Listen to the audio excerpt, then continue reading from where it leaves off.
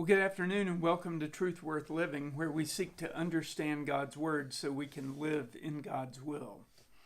Just before Jesus' departure, he spent a great deal of time preparing his disciples for his return. Matthew 24 and 25 records some of the signs and parables that he used to get them ready. 3 of the parables were all about waiting. The first 2 stories highlight the extremes that we should avoid as we wait. The first is a warning against waiting as if it's never going to happen, and the second warns us against acting as if it's going to happen tomorrow. Jesus makes it abundantly clear those are foolish extremes, and I'll tell you why in a moment. But the final parable paints a picture of wise waiting.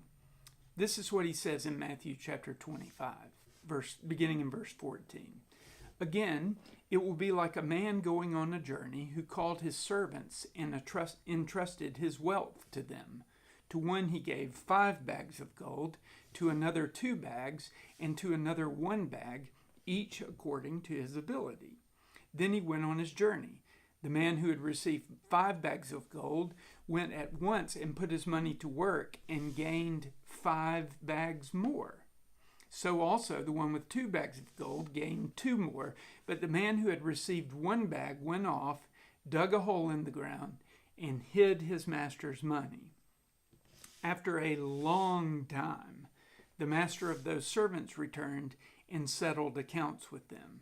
The man who had received 5 bags of gold brought the other 5. Master, he said, you entrusted me with 5 bags of gold. See, I have gained 5 more. His master replied, well done, good and faithful servant.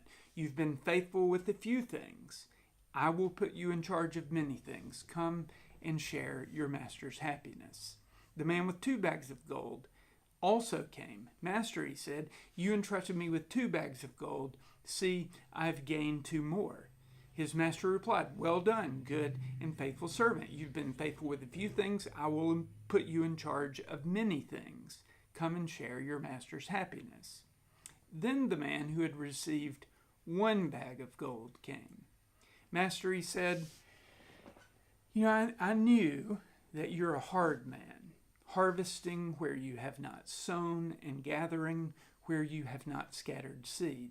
So, obviously, I was afraid and went out and hid your gold in the ground. See, here's what belongs to you. His master replied, you wicked, lazy servant.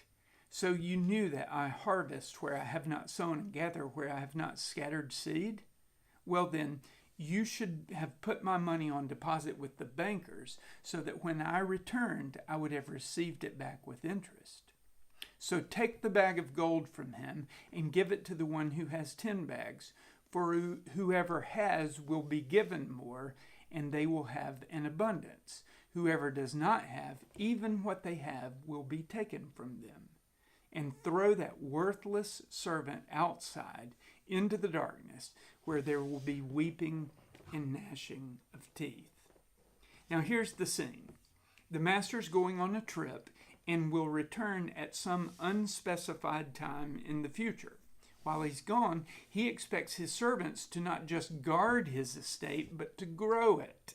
He gives them bags of gold to invest. This was not only a privilege, but a responsibility. For 2 of the servants, the gravity of the assignment, combined with the indeterminate length of his trip, created urgency and activity. For Jesus said they both went at once and got to work. They understood that they had no time to lose. Proving faithful to the assigned task was their top priority, so they got right to work to fulfill their obligations. And they did it. When the master finally returned to settle the accounts for the reckoning, they had good news. Each had doubled his investment. The master was thrilled, labeled them good and faithful servants, and he explained that he was enlarging their territory, and then he invited them to celebrate.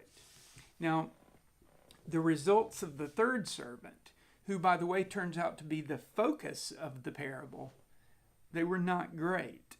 Remember, he had a very different response to the gold that was entrusted to him. He too had urgency, that's true, but it wasn't to grow the money, it was to guard it. In fear, he immediately went out, dug a hole, and buried it. Why? Because he was focused on himself rather than the master, which, by the way, made him fearful rather than faithful. When the master met with him, the servant saw immediately that he had wasted the opportunity of his lifetime and entered the spin zone, literally pushing the blame for his failure onto the master. Do you remember what he said? Master, I knew you're a hard man, harvesting where you have not sown and gathering where you have not scattered seed. So I was afraid and went out and hid your gold in the ground. See, here's what belongs to you. His failure was the master's fault. Judging the way the master operated, he accused him of being a hard, ruthless, and even unscrupulous businessman. So he gave the money back, believing that absolved him of his responsibility.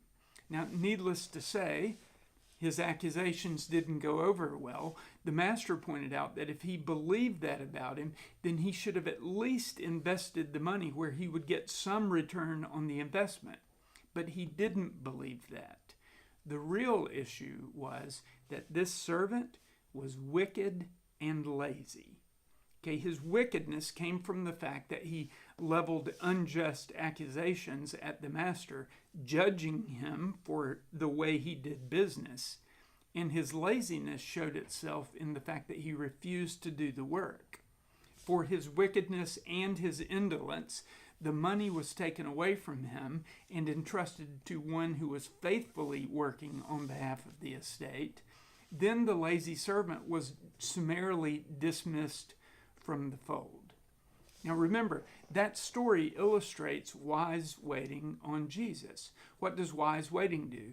It avoids the extremes, always avoids the extremes. Wise waiting doesn't think Jesus is delaying too long and there is nothing we need to do now, nor does it think he's coming tomorrow morning and there's nothing we can do now. Wise waiting is about being and doing the work of the kingdom of God that he has assigned to each of us based upon our talents, knowing that there will be a reckoning for our service. Here's the question today. Are you waiting wisely? It's a truth worth pondering, and this is truth worth living. Thank you so much for joining me today. God bless you and keep you, cause his face to shine upon you, and give you peace. I'll see you tomorrow night as we continue our study in the Sermon on the Mount. Have a great day.